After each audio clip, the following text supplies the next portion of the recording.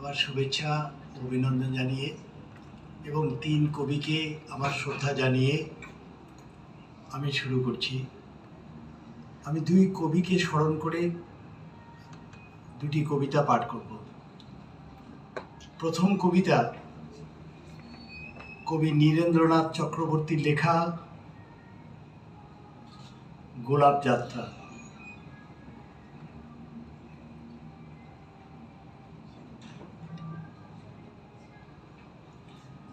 রাস্তা দিয়ে চলতে চলতে বলি, এই হয়তো শেষবার তোমার ধুলো উড়িয়ে হেঁটে গেলুম। আমাকে ভুলে যেও না। আগুনে হাত রেখে জ্বলতে জ্বলতে বলি, এই হয়তো আমার শেষ প্রার্থনা। হে পাবক, আমাকে মনে রেখো। 7 নম্বর বেডের সেই ছেলেটাকে আজ মনে পড়ছে। তার ফুসফুস যখন কিছুতেই আর বাতাস পাচ্ছিল না, তখন আমি তার পাশে গিয়ে দাঁড়িয়েছিলাম। বলেছিলাম, ভাই তুমি যেখানে যাচ্ছ যাও, আমি তোমাকে সারা জীবন মনে রাখব। কিন্তু সারা জীবন বলতে আজ আর দৃষ্টি আমার যোজন যোজন ধাবিত হয় না। দিগন্ত আজ চোখের নেহাত সামনে এসে ঠেকেছে। আমি দেখতে পাচ্ছি সংকীর্ণ সেই পরিধির মধ্যেই লাখো লাখো গোলাপ ফুলের মেলা বসেছে।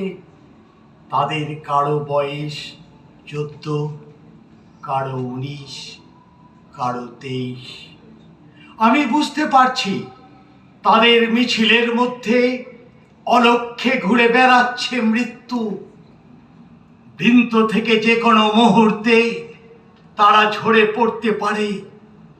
আমি আমার ঘর উঠোনে নেমে এসে বলি, ভাই টাটকা এক মুঠো বাতাস আনতে, দিগন্তের ওই দেয়াল ভাঙতে এখন আমি যাত্রা করব, যাতে তোমরা মৃত্যুর নিঃশ্বাসে ছড়ে না পড়ো, কিন্তু অনন্ত জীবন পাও। এই আমি আমার ঘরের চাবি তোমাদের হাতে তুলে দিয়ে গেলুম। আমাকে তোমরা মনে রেখো।